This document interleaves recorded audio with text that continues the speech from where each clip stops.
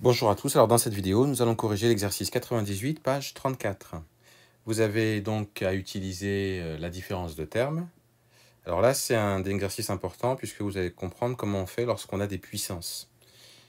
Donc, un c'est égal à ça, donc un plus 1, il faut rajouter ou remplacer ici par n plus 1 et puis aussi par n plus 1.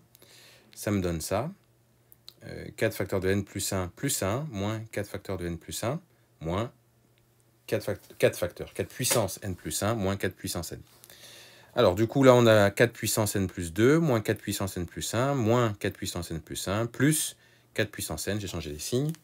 Alors après vous constatez que, alors je vais peut-être l'écrire pour que vous compreniez comment je fais. Je vais en fait factoriser par 4 puissance n. Donc ça c'est une petite méthode que vous pouvez retenir.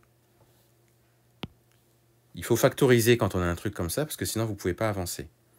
Donc, il faut trouver un facteur commun. Et là, le facteur commun, en l'occurrence, c'est 4 puissance n. Je vais réécrire ça d'une autre manière. Ça, c'est pareil que 4 puissance n fois 4 puissance 2 moins 4 puissance n fois 4 puissance 1. Donc, c'est 4, hein, c'est pareil. Moins 4 puissance n fois 4 puissance 1 plus 4 puissance n fois 1. Puisque 4 puissance n, c'est pareil que 4 puissance n fois 1. Vous regardez dans ces termes-là, qu'est-ce que j'ai en commun? Vous notez que j'ai en commun le 4 puissance n.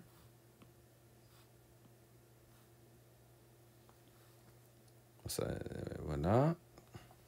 Donc ce que j'ai entouré, je l'écris tout de suite et je mets des parenthèses. Et à l'intérieur des parenthèses, je mets ce que je n'ai pas entouré, c'est-à-dire 4 puissance 2, moins 4 puissance 1, moins 4 puissance 1, plus 1. Et c'est ce que vous voyez ici. Bon, 4 puissance 2, on connaît, ça fait 16. 4 puissance 1, ça fait 4. 4 puissance 1, ça fait 4, etc. Donc du coup, ça nous fait 16 moins 8 plus 1, ce qui fait 9. On obtient donc 4 puissance n fois 9. Ce truc-là, c'est toujours strictement positif. Ça ne peut pas être égal à 0, quelle que soit la valeur de n appartenant à grand N. C'est pour ça qu'on peut dire que notre suite, elle est strictement croissante, puisque là, ça ne peut pas être égal à 0, et c'est toujours positif, donc c'est strictement croissant ici.